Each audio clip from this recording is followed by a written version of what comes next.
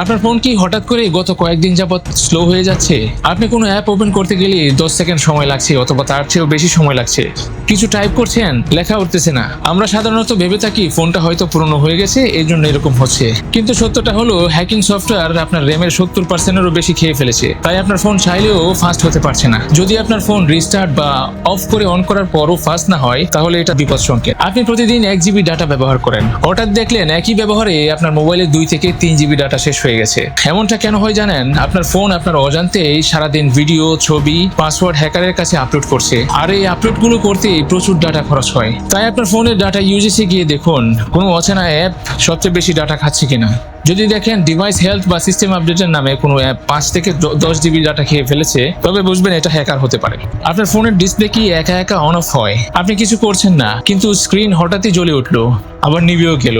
অথবা আপনি ফেসবুক চালাচ্ছেন, হঠাৎ ব্যাক চলে গেল, সেটিং ওপেন হয়ে গেল। যদি এরকম হয়, তাহলে এখনই আপনাকে সতর্ক হতে হবে।